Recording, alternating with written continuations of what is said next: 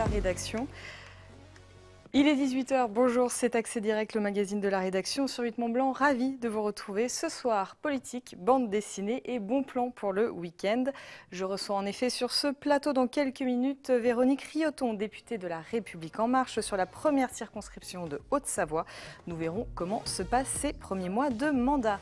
Et puis, comme chaque mois, Vincent Poirier de BD Fugue sera sur le plateau d'Accès Direct. Il est accompagné cette fois-ci. Nous avons le plaisir de recevoir le dessinateur et scénariste Louis, qui signe le tome 8 de Kookaburra. Et enfin, Camille me rejoindra sur ce plateau pour nous partager ses bons plans. C'est notre rubrique dans mon calepin. Salut Pauline. Alors, avant de retrouver nos invités, les titres du JT, et on va parler du Mont Blanc. Oui, alors le Mont Blanc sera-t-il un jour au patrimoine mondial de l'UNESCO? C'est donc toute la question, en tout cas beaucoup l'espèrent. Mardi, on en a parlé cette semaine dans l'émission, il y avait une conférence à Chamonix avec les représentants des collectivités locales de France, de l'Italie et de la Suisse. Ils ont donc signé une charte commune de mobilisation. Alors il faut savoir que c'est un petit peu le côté environnemental qui a fait aussi pencher la balance, parce que dans les Alpes, les Alpes subissent 2 fois plus le réchauffement climatique qu'ailleurs. Il y a donc urgence, et le fait que ce soit classé au patrimoine mondial de l'UNESCO, ça pourrait aider dans bien des choses, notamment en ce qui concerne la pollution. Et puis une rencontre. Une rencontre que Jean-Paul Crespi a faite d'Isabelle Moreau-Joannet. Elle est restauratrice de tableaux. Elle est aussi meilleure ouvrier de France. Son atelier se situe à Aix-les-Bains. Alors c'est à mi-chemin entre la peinture académique et un savoir-faire technique. L'idée, eh bien, c'est de restaurer sans détériorer, notamment par exemple quand on a un Picasso dans les mains. Bon, c'est vrai qu'il faut faire attention. Donc voilà, c'est un travail très minutieux et Jean-Paul Crespi l'a rencontré, découvert tout à l'heure dans le JT. Et puis l'actu, c'est aussi dans la revue de presse. J'ai appris quelque chose. Florent Pagny a vécu à Bonneville. Bah oui, moi aussi, je l'ai appris tout à l'heure en fouinant sur Twitter. Il a été honoré du titre de citoyen d'honneur hier en mairie de Bonneville. Alors Florent Pagny, il a vécu à Bonneville de ses 11 ans à ses 15 ans. Et mine de rien, c'était un passage important et pas anodin dans son parcours. C'est lui qui le dit. Il dit: dans ma vie, je n'ai fait que passer, mais ici, ce que j'ai découvert que j'avais une voix spéciale qui pouvait changer mon environnement. C'est donc à Bonneville qu'il a découvert qu'il pouvait chanter. De son investissement notamment dans le club des Majorettes de Bonneville. Et oui, à ses débuts sur scène, ça a donc été un moment charnière de sa vie et il ne pouvait pas ignorer cette invitation de citoyen d'honneur. C'était donc, voilà, j'ai trouvé ça sur Twitter et il était hier à Bonneville. Et puis une Tessa Worley très attendue cet hiver. Et oui, la Coupe du Monde démarre demain. Elle était championne du monde et lauréate du Petit Globe de descente la saison dernière. Elle aborde donc le géant d'ouverture de la Coupe du Monde de ski alpin comme un challenge, c'est elle qui le dit. Donc ça sera demain à Sölden en Autriche. Elle n'est jamais montée sur le podium, c'est donc encore plus un challenge pour elle. Alors le champ de ses adversaires de Tessa Worley, il s'est rétréci en ce début de saison. Beaucoup de blessés, Lara Gut, Anna Veit ou Federica Brigon. Reste néanmoins à battre l'américaine Michaela Schifrin, tenante du titre du Globe de cristal, et les italiennes et puis la star Lindsey Vonn, victorieuse sur le glacier en 2011, qui s'est rajoutée à la liste. Tessa Worley qui est très ambitieuse pour cette saison, avec bien évidemment en ligne de mire les Jeux Olympiques en février prochain. Et on va suivre ça de très près. Et oui, et toi tu nous parles des médecins. Voilà, c'est un dossier complet à lire dans Éco-Savoie-Mont-Blanc cette semaine. Répartition inégale, secteur urbain en tension, la situation médicale se complique dans les pays de Savoie. On peut lire cet article de Sandra Molloy. Le nombre de médecins en fait augmente, notamment le nombre de spécialistes, mais ça ne suffit pas puisque la population, notamment en Haute-Savoie, augmente énormément chaque année, plus 10 000 habitants. Les praticiens sont aussi mal répartis sur l'ensemble des 2 départements. En 2016, par exemple, la Savoie n'a enregistré que 6 installations de généralistes contre 24 départs. Des secteurs comme la Maurienne vont perdre la moitié de leurs praticiens au cours des 5 prochaines années. Et à Annemasse, par exemple, plusieurs dizaines de milliers de patients n'ont pas de médecin traitant. Donc les médecins sont inquiets. Et puis on termine avec du côté de Genève avec des jeunes sportifs genevois. Voilà, c'est le site internet Suisse 7 qui revient sur l'enquête photographique genevoise créée l'an dernier par la ville pour soutenir la photographie à Genève. Alors il y aura 3 éditions, 2016, 2017, 2018. Cette enquête a pour cadre les pratiques sportives. Pour commencer, c'est la photographe Elisa Lavergo qui a commencé donc, et elle a pris les pratiques sportives des jeunes genevois à travers un angle social. Elle s'est intéressée donc à ces jeunes pendant plus de 6 mois. Avec une douce persuasion, la photographe a réussi à entrer dans l'intimité de ces jeunes et à saisir ce sentiment de fatigue et de relâchement spécifique à l'après-sport. On le voit bien sur les photos qu'on aperçoit là. Donc on peut voir quelques photos sur le site 7 et puis en grand format à Genève, dans le Parc des Bastions jusqu'au 5 novembre. Et ensuite ce sera au Centre sportif des Vernets au mois de décembre. Elles sont très jolies, les photos d'ailleurs. Ouais, elles sont très très sympas et puis j'ai pas pu tout mettre, mais Il y a de quoi voir. Il y a de quoi voir. Il y a de quoi voir. Merci beaucoup, Pauline. On se retrouve Merci. tout à l'heure pour le rappel des titres. Tout de suite, on passe à l'invité du jour. Je reçois Véronique Riotton, élue députée au mois de juin dernier sur la première circonscription de Haute-Savoie. Bonsoir. Bonsoir.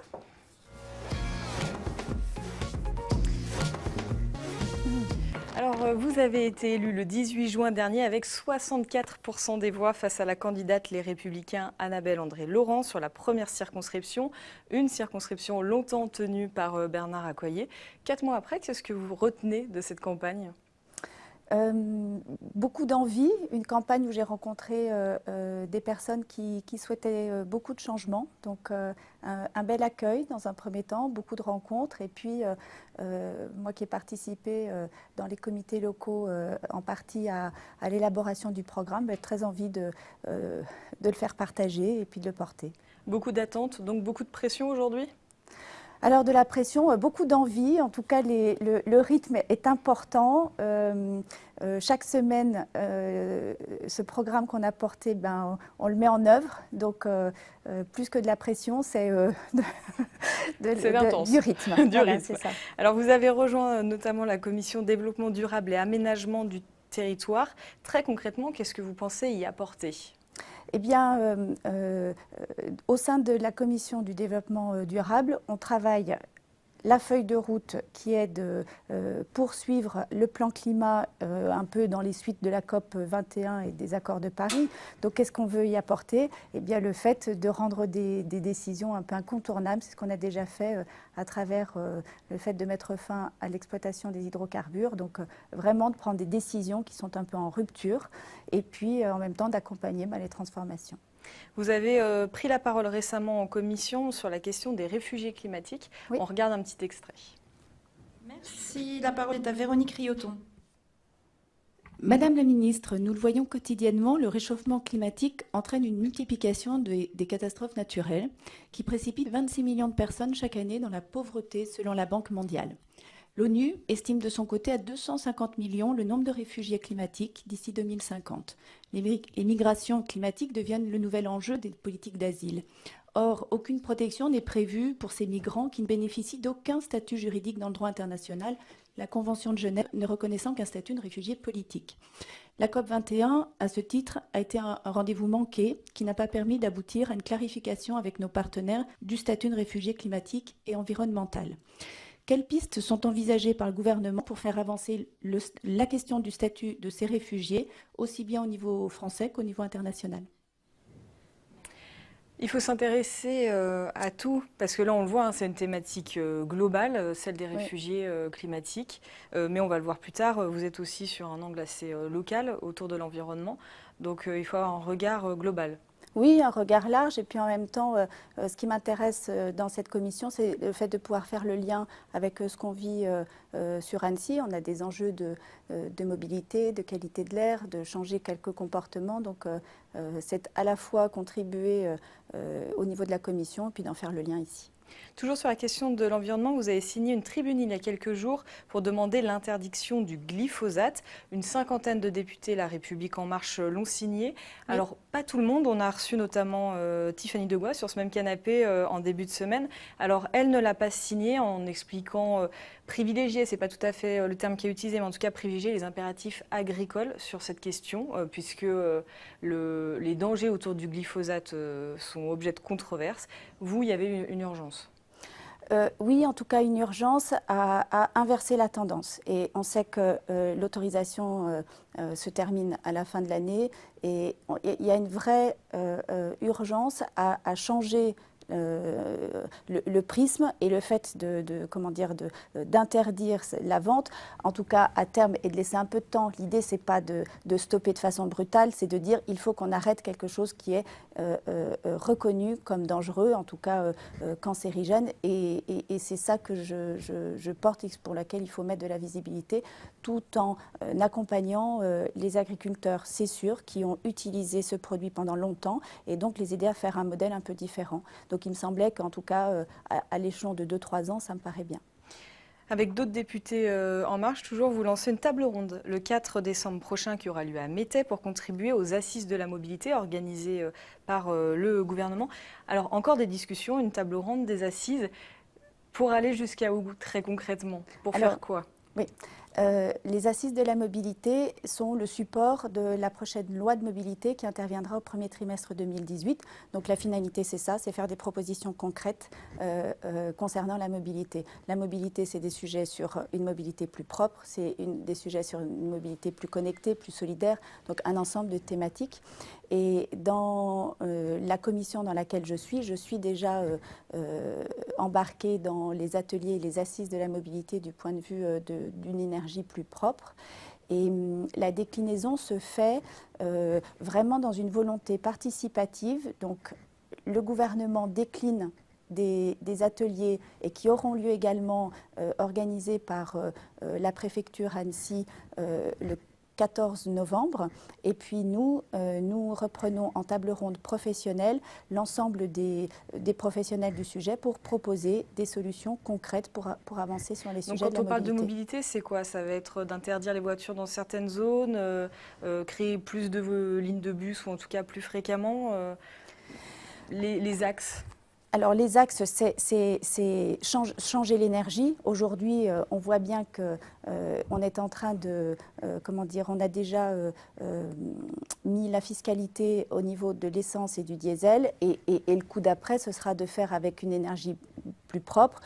Aujourd'hui, on va vers les véhicules électriques et c'est peut-être pas suffisant. Donc c'est toutes ces questions-là qu'il faut aborder. Donc c'est la question de l'énergie, la question des comportements. Moi, je crois beaucoup à la notion très pragmatique des comportements. Aujourd'hui, on sait qu'on est un taux de remplissage des voitures à 1,2. Si on arrivait un peu plus à rentrer pour faire nos trajets à plusieurs dans les voitures, ben ça, c'est des solutions très pragmatiques, innovantes, qui nous permettraient de résoudre des problèmes d'embouteillage, de qualité de l'air voilà, et de saturation. Alors toujours environnement dans le bassin annécien, le projet de centre des congrès sur la presqu'île d'Albigny, il vous a été reproché de ne pas prendre position avec Frédéric Lardet sur ce dossier pendant la campagne, mais aussi après. Vous êtes pour ou contre ? Concrètement, on est vraiment sur la ligne juridique pour laquelle l'appel est en cours et nous suivrons cet appel. Ensuite, en fonction de ça, la question se reposera. Et on est vraiment dans une ligne, il y a une précédence, il y a une dizaine d'années sur le sujet. Aujourd'hui, les enjeux sont vraiment des enjeux touristiques, des enjeux économiques et en même temps de respect de la loi littorale. Donc ces enjeux-là, on les prendra en compte à ce moment-là. Ça veut dire que vous attendez la décision, puisque le tribunal administratif avait annulé la déclaration d'utilité publique, il y a eu appel Oui. des porteurs de projet. Vous attendez la décision pour donner votre position ? En tout cas, pour conduire un projet qui soit un projet qui fasse consensus, ça c'est sûr.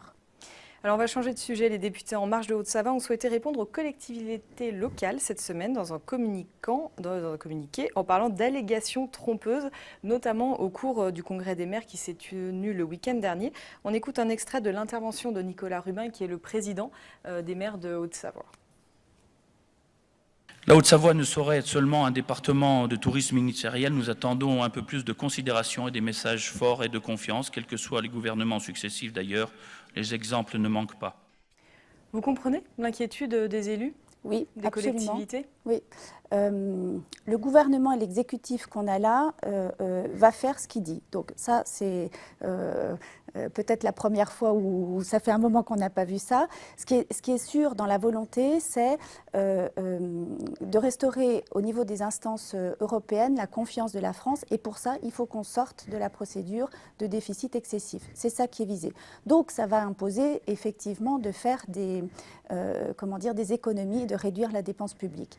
Pour autant, ce qu'on souhaite véritablement redire, les députés de la République En Marche, mais collectivement, et Gérald Darmanin le premier, il n'y aura pas de baisse des collectivités, des dotations pour les collectivités en 2018, et c'est ça qu'on veut réaffirmer de façon très forte. Alors pas de baisse de dotation, mais les aides, elles, diminuent. La taxe d'habitation qui participe une grande partie du budget des communes est réformée et supprimée pour de nombreux habitants. Les contrats aidés aussi, coup de frein. Il y a quand même des efforts lourds demandés aux collectivités. Alors, sur la taxe d'habitation, ce qui est demandé, c'est surtout une hausse du pouvoir d'achat pour les ménages. Et la façon dont l'État se substitue aux ménages, c'est un dégrèvement. Donc concrètement, l'État va se substituer aux ménages pour payer aux collectivités l'ensemble de ces subventions-là. Donc il n'y a pas de baisse des collectivités. Eh ben, merci beaucoup, Véronique Rioton. Merci d'être venue sur le plateau d'Accès Direct. Il est 18h16, on entre dans le week-end en douceur et en dessin. Chaque mois, le magasin annécien BD Fugue vient nous présenter ses coups de cœur et nouveautés. Je reçois Vincent Poirier et le dessinateur et scénariste Stéphane Louis ce soir. Bonsoir. Bonsoir. Bonsoir. Bienvenue sur le plateau d'Accès Direct. Merci pour l'invitation.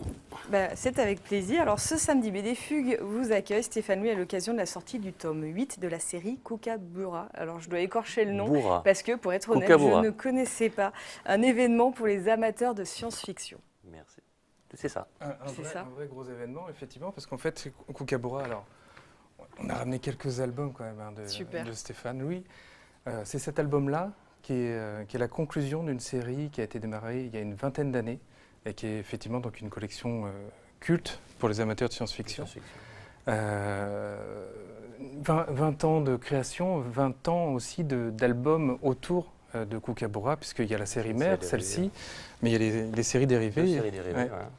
Alors j'ai cru comprendre que l'événement aussi, c'était la séance de dédicace demain, parce que vous êtes plutôt discret. Alors je suis devenu, donc ça fait à peu près 5 ans que je ne tourne presque plus, donc il y a plusieurs raisons pour lesquelles je ne tourne plus, mais entre autres parce que c'est un métier qui est très difficile, qui se complexifie de plus en plus, encore récemment là, avec, on est dans l'actualité avec l'augmentation de la CSG, mais nous particulièrement en tant qu'auteur, je fais une toute petite parenthèse, on va devenir en fait les seuls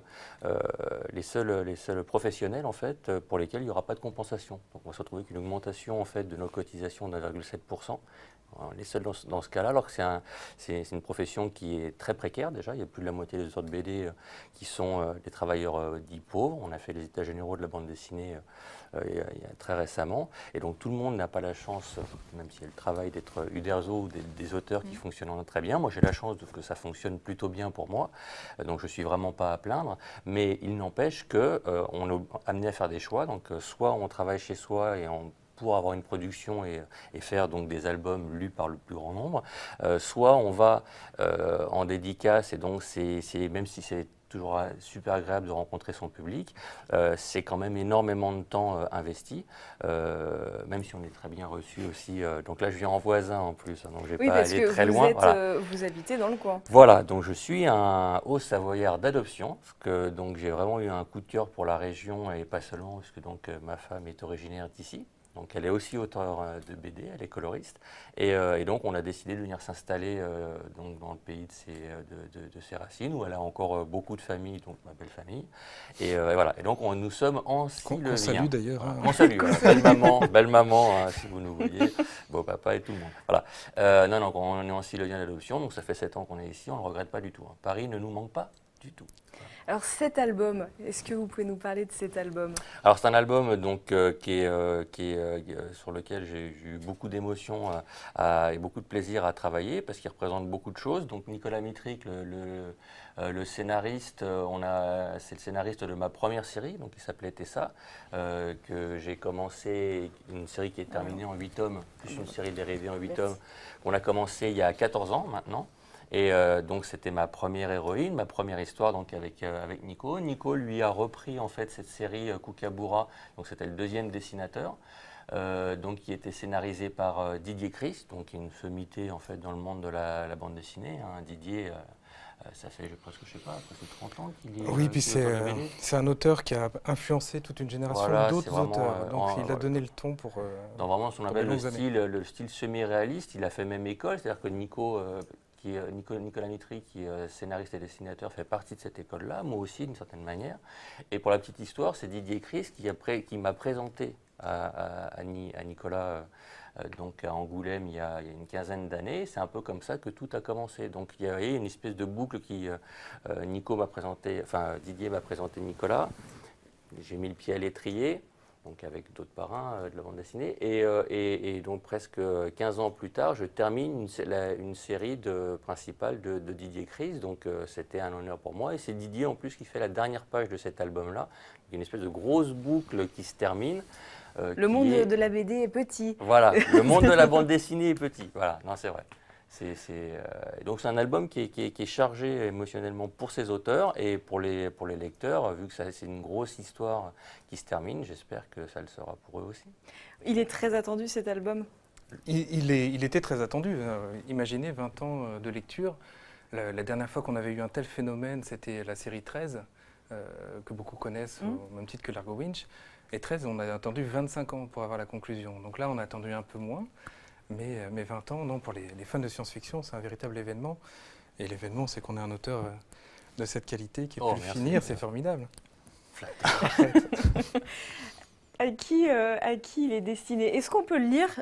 Par exemple, j'ai jamais lu aucun album, je peux commencer par celui-là? Alors je vais être honnête, dommage. justement, c'est c'est le 8e tome d'une série, donc la série principale compte 8 albums, donc on peut ne pas lire les albums qui sont autour, qui sont ce qu'on appelle vulgairement maintenant, enfin pas vulgairement mais des spin-offs. On a l'habitude de voir ça dans des séries télé, c'est des séries dérivées où on va parler d'un personnage. Voilà, ça c'est un spin-off justement, c'est un album que j'avais fait avant. C'est ma première incartade en fait dans l'univers Kookaburra, où là j'avais fait scénario et dessin, donc j'avais développé l'histoire de certains personnages de la série mère, où là pour le coup ça peut se lire tout seul. On appelle un stand-alone, vraiment, ça peut se lire tout seul. Et par contre, Kookaburra, non, c'est mieux de lire. C'est comme si, par exemple, vous prenez la série Homeland ou House of Cards, vous commencez à la saison 7, vous allez être un peu paumé, vous allez voir 2-3 tenants et aboutissants, mais vous allez être un peu paumé. Qu'est-ce qu'il fait là, celui-ci, d'où il vient, etc. Donc, il vaut mieux les lire dans l'ordre. Sinon, en plus, une série qui est un peu métaphysique, donc un peu, c'est de la science-fiction, un peu métaphysique, donc il y a un peu d'ésotérisme dedans.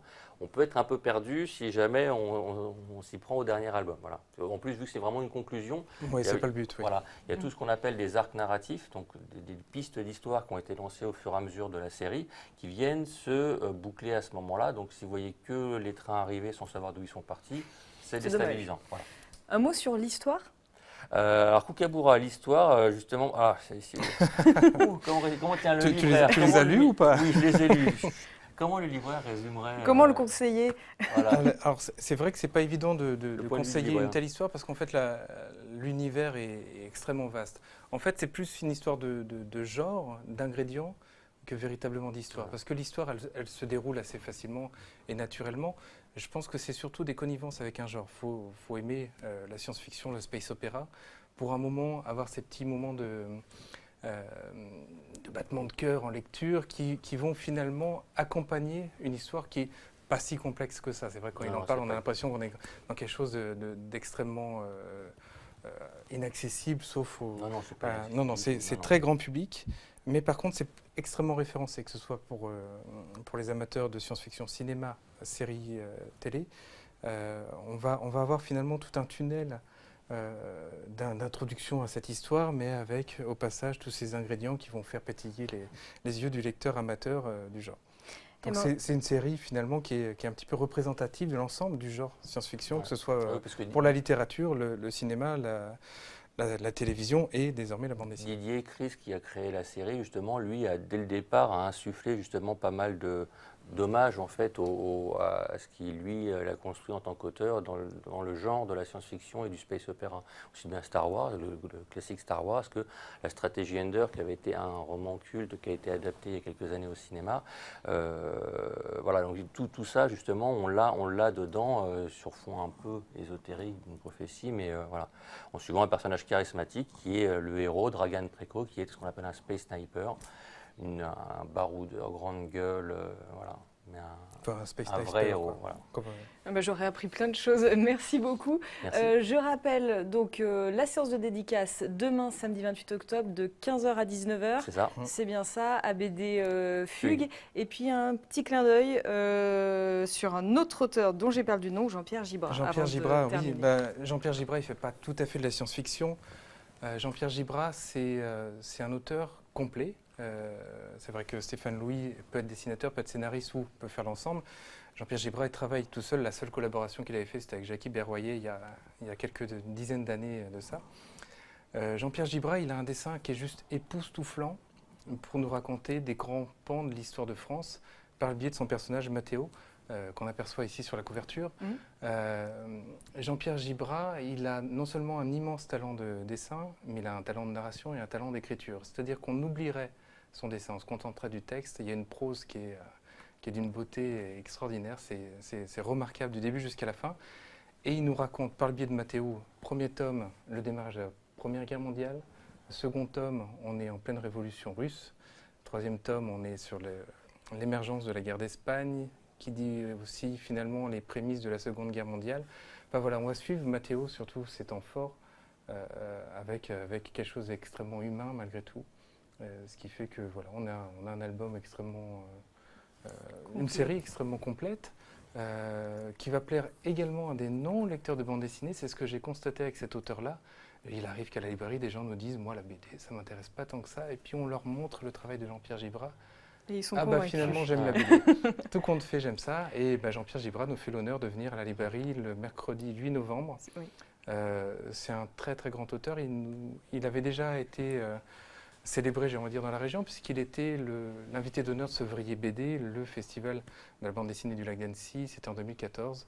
Donc c'est le grand retour de Jean-Pierre Gibra dans la région. Et donc le mercredi 8 novembre. Voilà. Merci beaucoup à tous les deux d'être venus sur le plateau d'Accès Direct. Merci.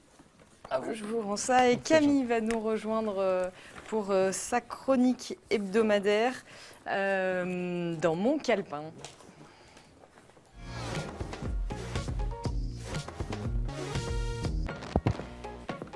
Comment ça va, Camille ? Ça va bien, et vous ? Ça va bien. On va parler Halloween forcément dans cet agenda. Oui, le premier événement dont je vais parler, Fanette, c'est donc d'Halloween. C'est ce week-end et c'est dans une station envahie de citrouilles et de zombies que je vous propose de passer 2 jours aux allures d'épouvante. Donc ce sera à Tignes.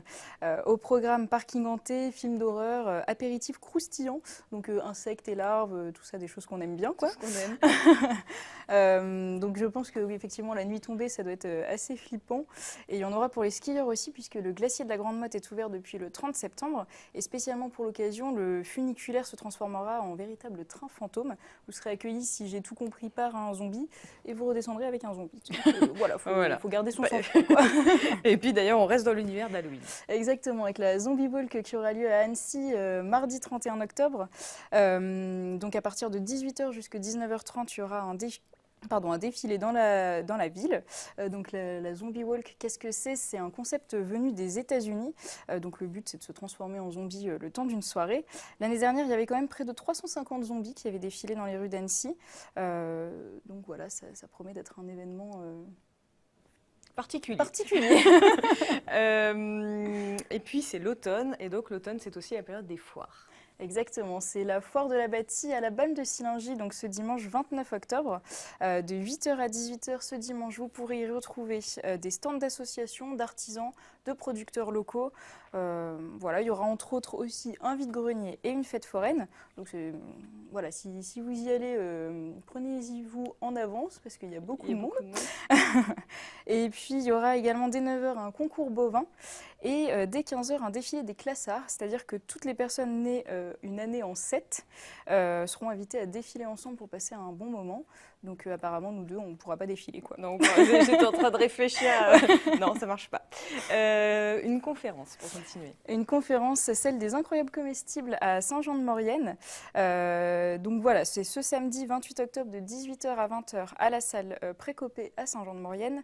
Je le rappelle, le mouvement Incroyables comestibles, c'est une initiative citoyenne d'agriculture participative qui invite les habitants à planter des légumes là où ils veulent, là où c'est possible d'en planter.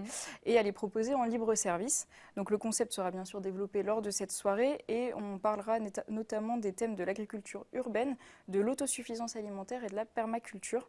C'est sans inscription, donc vous pouvez y aller le samedi 28 octobre de 18h à 20h avec une participation libre si vous avez aimé la soirée. Et puis une initiative originale en forêt. Oui, à Vailly, en partenariat avec la Chambre d'agriculture Savoie-Mont-Blanc, on se mobilisera ce samedi 28 octobre pour une journée de travail collectif et participatif. Donc que vous soyez amateur, passionné, curieux de la nature ou promeneur, vous serez les bienvenus entre 9h et 16h sur le secteur de la coupe sanitaire du massif des Hermones. C'est dans le Chablais. Le temps d'une journée, vous pourrez nettoyer et préparer le terrain pour le reboisement, effectuer notamment des plantations. Donc voilà, c'est un beau geste pour la planète et pour partager un bon moment ensemble. Oui, ça doit être instructif. Voilà. Du shopping, parce que quand même. Bah oui, après avoir pris soin de la nature, on prend soin de soi, hein, on se fait plaisir. Donc depuis le 10 octobre et jusqu'au week-end prochain, le 4 novembre, il y a une boutique éphémère de créateurs à Sénaux, place de l'Hôtel de Ville. C'est ouvert donc du mardi au samedi de 10h30 à 18h30. Vous pourrez y retrouver des pièces uniques et diverses, que ce soit en déco, j'ai même vu en luminaire, en origami et aussi en vêtements et bijoux. Donc pour ceux et celles que ça intéresse, il y a également des ateliers créatifs pour les adultes et pour les enfants. Donc voilà, c'est un événement sympa. Et puis l'hiver approche à grands pas, donc on va continuer à faire du shopping. Exactement, il commence à faire froid, donc il est temps pour les skieurs d'aller aux diverses bourses au ski. Donc il y en aura une à Annecy et une à Annemasse. Je commence par celle d'Annecy. Donc si vous vendez, vous pouvez déposer votre matériel le samedi matin jusqu'à midi et demi. Et pour ceux qui chercheraient à acheter, donc à partir de 13h30 le samedi et jusqu'à 16h le dimanche. Voilà comment ça se passe. C'est à peu près les mêmes horaires du côté d'Annemasse. Ça finit un tout petit peu plus tard à 17h si je ne dis pas de bêtises le dimanche. Oui, c'est ça. Voilà. Et puis pour les personnes qui n'auront pas réussi à vendre leur matériel, vous pourrez le récupérer une heure après, le temps de désinstaller un petit peu tout ça.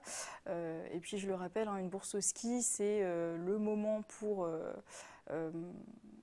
aller chercher son matériel, voilà, quand on n'a pas forcément le budget ou qu'on débute et qu'on n'a pas forcément envie de... Oui, il y a tout le temps des bons plans. C'est sympa, ouais. On prend un petit peu d'avance pour le week-end prochain, je crois. C'est ça, parce qu'on m'a fait la remarque que mes événements sportifs étaient sympas, mais qu'on n'avait jamais le temps de s'inscrire.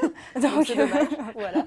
Du coup, je prends un petit peu d'avance. Le week-end prochain, le 4 et 5 novembre, il y aura les 24 heures de la Balme, donc autour du lac de la Balme de Sillingy. Donc en quelques mots, c'est un rendez-vous caritatif, non compétitif et convivial, où chacun peut relever son propre défi. Donc on peut partir pour 1 heure, 3 heures, 6 heures ou 24 heures, d'où le titre. On peut le faire seul ou accompagné. Donc je suis allée fouiner un petit peu sur le site. Et effectivement, il y a des personnes qui ont couru 24 heures toutes seules. Hein. Écoutez, pourquoi pas hein. Voilà, après c'est aussi pour une bonne cause, pour l'association K-Valentin, qui aide la recherche sur les tumeurs de l'enfant et de l'adolescent. Et l'année dernière, ça a permis de récolter, je crois, à peu près 2000 €. Donc c'est pas négligeable, c'est toujours ça. Et puis ce week-end, on va bien dormir normalement. Exactement, un petit rappel pour le changement d'heure. Donc on changera d'heure dans la nuit de samedi à dimanche. Et en fait, si on se réveille donc à 9h, il sera en fait seulement 8h. Donc vous avez le temps de faire pas mal d'événements, là normalement, pas d'excuses. Eh ben, merci beaucoup Camille, tu restes avec moi. Pauline va nous rejoindre si tout va bien pour le rappel des titres. Oui, elle arrive. Et donc... on était un peu long, alors je pensais que c'était pas mon tour. On va parler du Mont Blanc. Oui, exactement. Le Mont Blanc sera-t-il classé au patrimoine mondial de l'UNESCO? En tout cas, beaucoup l'espèrent et c'est la question. La France, l'Italie et la Suisse ont signé une charte commune de mobilisation pour classer le Mont Blanc à l'UNESCO. Ça permettra peut-être de faire avancer notamment les dossiers sur le réchauffement climatique. Donc on fera un point dans le JT. Et puis un portrait. Un portrait, celui de Isabelle Moreau-Joannet. Elle est restauratrice de tableaux à les meilleurs ouvriers de France du côté d'Aix-les-Bains. C'est Jean-Paul Crespi qui l'a rencontré. C'est un travail très minutieux. Vous le verrez tout à l'heure dans le reportage d'ici 10 minutes dans le JT à peine. Voilà, parce qu'en plus on est un petit peu à la bourre. Merci beaucoup à toutes les deux. À tout de suite donc pour le JT. On se retrouve lundi dans Accès Direct. D'ici là, passez un très bon week-end. Un grand merci à toute l'équipe. Un grand merci à vous pour votre fidélité à 8 Mont Blanc et passez une très belle soirée. À bientôt.